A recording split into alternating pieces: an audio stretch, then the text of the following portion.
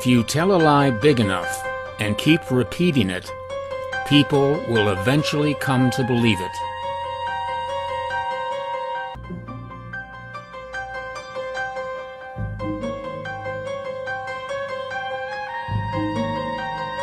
What I'm going to tell you about is a lie so big that you may find it hard to believe. It's centered around the banks. The banking industry has been stealing huge amounts of your money for decades, much more than you ever imagined. But it's not just them. They've been colluding with the legal profession, the courts, politicians, and law enforcement to make sure you have very little chance to do anything about it. As a result, people have been losing their homes to these thugs by the thousands. This is the mortgage scam. It's the largest financial scam in the history of the world. The numbers are astronomical, almost unimaginable. You may not believe it at first, so I urge you to do your own research.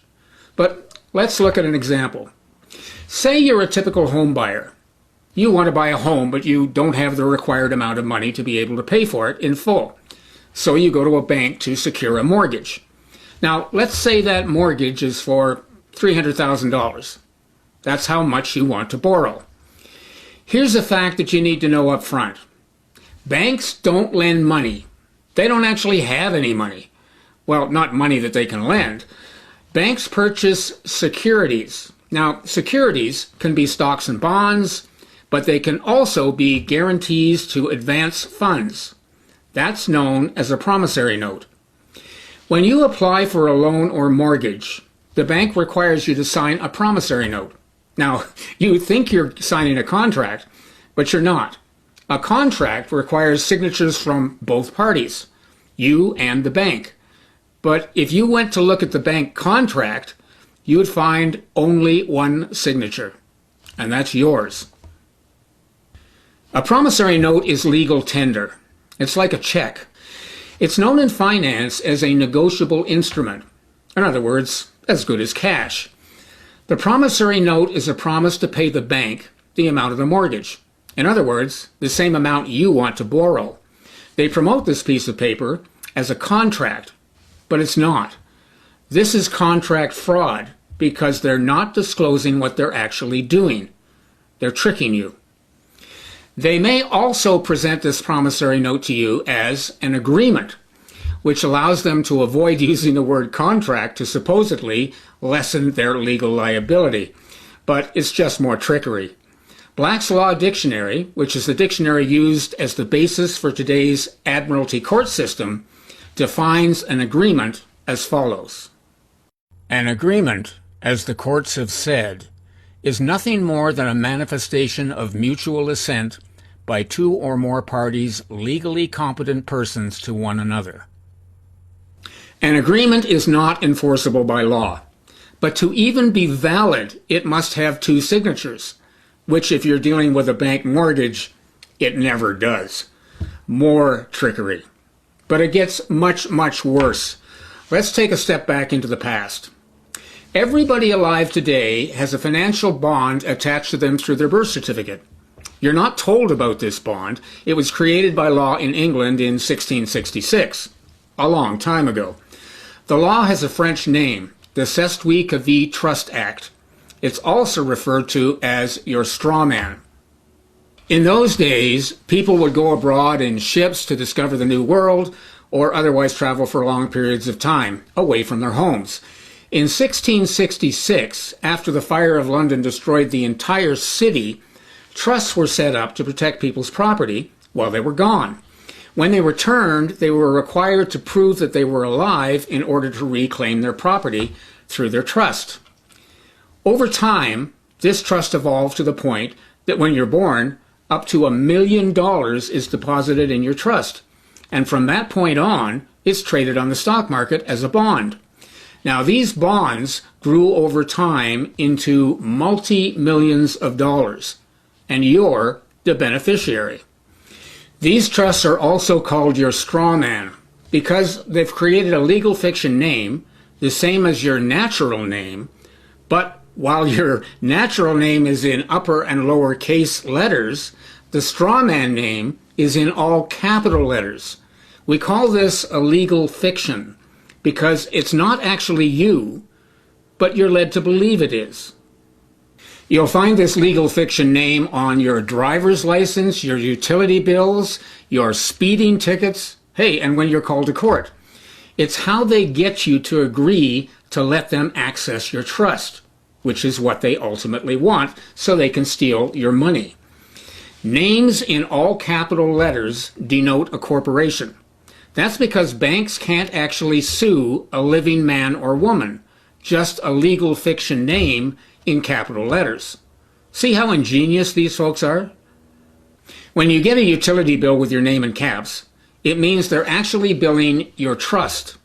They take that charge out of your trust, but you pay that same utility bill thinking it's you that they're billing. But it's not. They're billing your trust.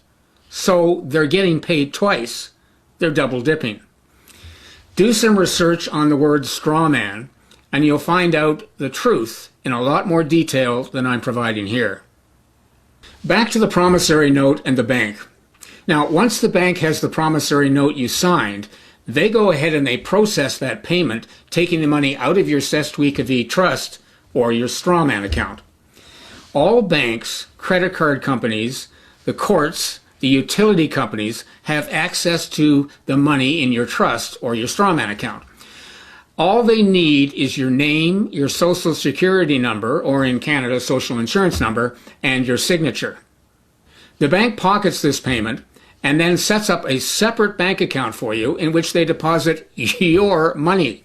Or they might give you a check, which then you pay to the home seller to complete the purchase. In fact, what they're doing is getting you to pay for your new home with your money from your trust. But of course, they don't tell you that. This is mortgage fraud of the highest degree. In other words, what is sold to you as a mortgage contract is actually a cash swap. You give them the money from your trust, they give it back to you to pay for the house. The bank fraudulently misrepresents this swap and fraudulently tells you, the home buyer, that the money they deposit into your account comes from their bank reserves. In other words, it's a bona fide loan. Nothing could be further from the truth. The bottom line, there's no lawful contract because the bank has put up nothing of their own, and there's no loan transaction. The transaction is nothing other than a cash swap. Then they charge you compound interest on your money and tell you to pay the entire amount back to them. This results in huge returns to the bank or mortgage company over a protracted period of time, often 20 years or more. You end up paying about 3 times what you should for your home. Let's go back to our example.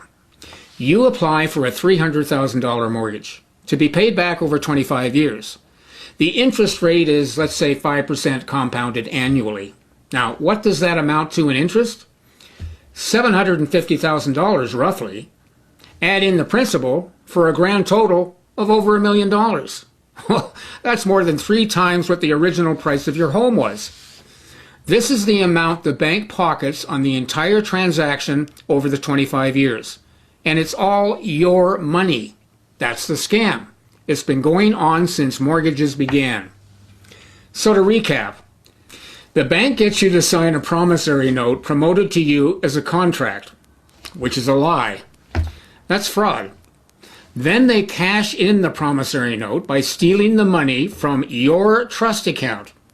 Then they fraudulently loan your money back to you with compound interest on top. How's that for a scam? Ingenious, isn't it? How would you know? Well, you wouldn't. But hold on, because this lie gets even bigger. What they really want is your land. That's the ultimate prize. How do they get the land? Well, these days what they do is they set up mortgages for individuals with questionable credit ratings. Then they wait for them to default. I mean, just a few missed payments can send the fraudulent agreement into default. Then what they do is they send their attorneys after you using the completely corrupt Admiralty law system. The courts, of course, are in on the scam. Admiralty law, the law of the sea, is our current legal system. It's been weaponized against us. The courts are completely corrupt from top to bottom. And I have court documents to prove it. The fraud is conducted by the Bar Association, BAR. That stands for the British Accredited Registry. These bar attorneys pledge allegiance to the British Queen or King, whoever happens to be in charge at the time. All bar attorneys do this, even the judges. That makes them all illegal foreign agents and all working together in collusion. All these bar attorneys are working against you to steal your land, even if they're defending you in court. They work as a team to defraud you. It's a completely corrupt system. The British Crown, along with the Vatican, have controlled all of humanity for hundreds of years. They've been taking your money and land from you for decades. The game is to steal as much as they can. We become poorer and more destitute until we're finally dying of hunger or, my goodness, from a man-made disease. This is genocide, it's treason, and it's punishable by death. The evil began with the banking system. These corrupt banks sell and resell the fraudulent, non-existing contracts over and over to other banks and allow these other banks to recap similar profits from the home purchase, allowing the banking industry to pocket up to 3 times the original value of the home. And if you need more proof of this fraud within the courts, here's a recent court case in which the prosecutor of this case admitted to fraud and conspiracy right in the court transcript. The attorney starts by saying to the judge, I don't want to ask you to do work, sir, but there has been indication made in the past that my client will be sued for fraud and conspiracy, that I may be included in that statement of claim. I do believe that the courts downstairs, perhaps, are already gatekeeping. I'm not sure, but this... And then the court replies to the attorney, probably.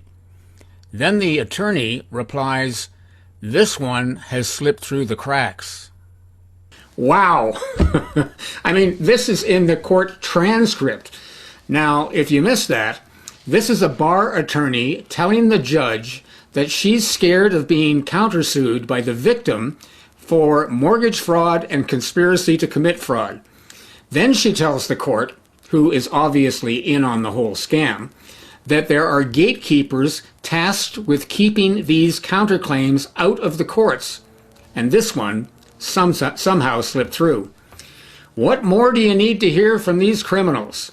Now let's quickly review this extraordinary scam. Okay, here we go. When you sign up for a mortgage for a home, you're tricked into thinking you're signing a contract, but it's actually a promissory note only. There is never a second signature from the bank. They often call this document an agreement, not a contract, and it is unenforceable in law. Promissory notes are legal tender, as good as cash. Then they cash this note and steal the amount from your personal trust account that you're never told about. That's fraud on a grand scale. Then they set up a new bank account or give you a check, which is your money to pay for the home you're purchasing. You have now paid for the home in full out of your trust account and owe nothing more.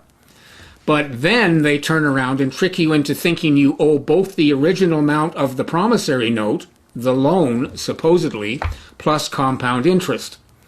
Then they wait for the first sign of a default, and then they have their bar attorneys collude with the courts to steal your land. A much bigger prize. On top of that, they limit your ability to defend yourself in the courts, and they put gatekeeper clerks on staff to ensure any suits against them don't see the light of day. This has been going on for decades and affects virtually every home mortgage ever written up. It's the biggest financial scam in the history of the human race. This must end now. It is treason against we the people. These criminals must answer for their crimes. The sentence for treason is death. So be it. It's time to stand up and demand justice.